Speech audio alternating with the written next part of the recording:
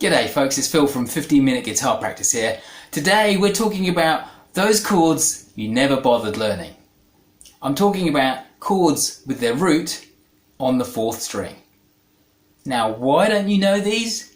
Well, I'll tell you why I didn't know them for a long time. It's because I was too damn lazy to learn them. But as you can hear, they bring a nice quality and certainly give you a lot more choices in terms of voicing than your standard major and minor bar chords with their root on the 6th and the 5th string. So what did I play? Let's take a look. I started with this chord. This is just a G chord. 5D, 7G, 8B, 7E. Next I move to this chord. This is an E minor 7. 2D, 4G, 3B, 3E. Next I move to this beautiful chord, bit of a stretch but beautiful nonetheless. This is an A minor 11. We're playing 7D, 5G, 3B and 3E. Then I slid up from the A minor 11 to regular old A minor, 7 on the D, 5 on the G, B and E strings. Then I played this. This is 4 on the D and 5 on the G, B and E strings. Now if we treat this as the root, this is an F sharp minor 7 flat 5. But in this instance, it's actually functioning as a rootless D9. Let's put the root on.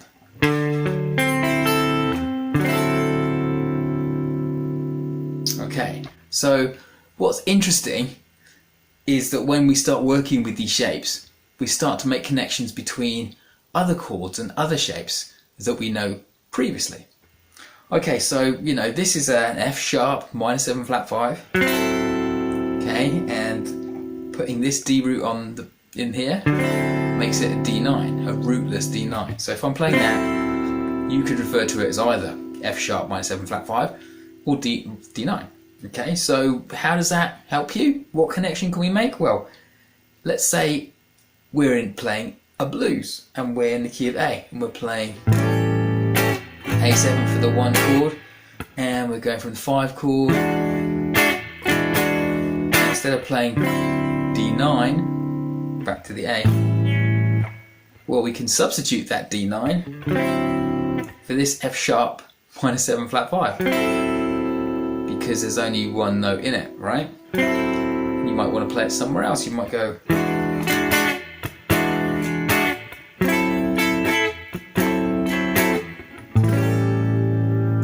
so just something to keep in mind. Alright, so back to our progression. The next time round, hang on, did we do everything? We went to that one. Yeah, and then I think I left it there. Yeah. Then the next time round, I started with a G major 7. And I played a quick change between this voicing of the major 7, which is like this. 5D, 4G, 3B and 2E. So I played that one. Then I quickly changed to this voicing, which is still a G major 7. 5D, 7G, 7B and 7 top E.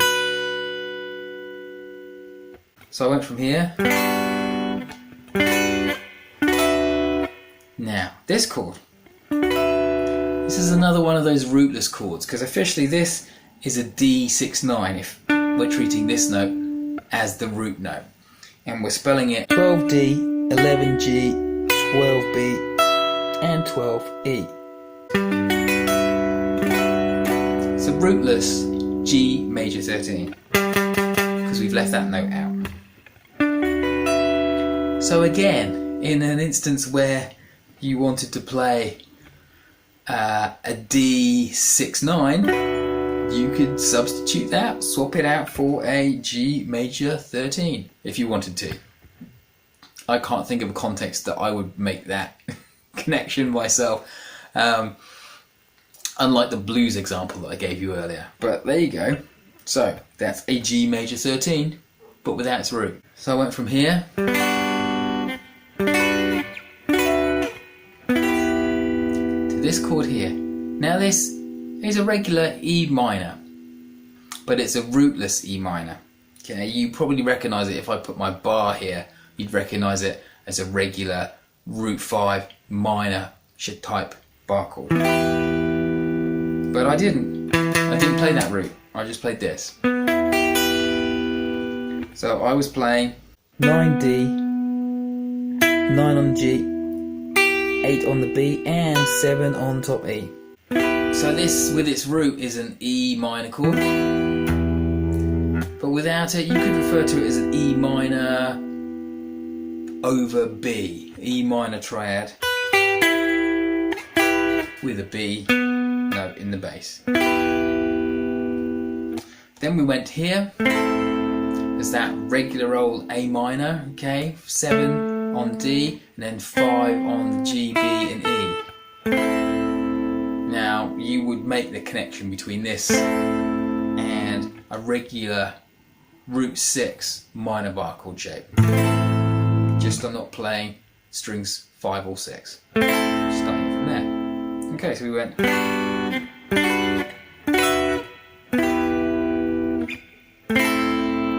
our A minor. And then to finish, I came up to here. This is a D9. Spelling it 12 on D, 11 on the G, 13 on the B, and 12 on the E. And from the D9, I then played this. Nice little movement there. So from the D9, what happened next? This is an E flat diminished 7. 13D, 14G, 13B, 14E. And after our E flat diminished 7, I played a D. This D is spelt 12 on the D, 12 on the G, 15 on the B, and 15 on the top E. If you want to go deeper into these chords, then help yourself to the download. The link is in the description below. These chords and a few other ones that you definitely should explore. Put the hours in and you won't be disappointed, because what you're really doing is expanding your knowledge of the voicings and the fingerings, and it just gives you more choice when it comes to playing something a little bit different. Okay, if you've enjoyed this lesson, please give it a thumbs up. If you think it wasn't all that, then give it a thumbs down. Please leave a comment if you'd like more of these things. Maybe you've got some ideas about things you'd like explained to you. Then leave me a comment below and be sure to subscribe. This is Phil from 15 Minute Guitar Practice saying bye for now. Cheers.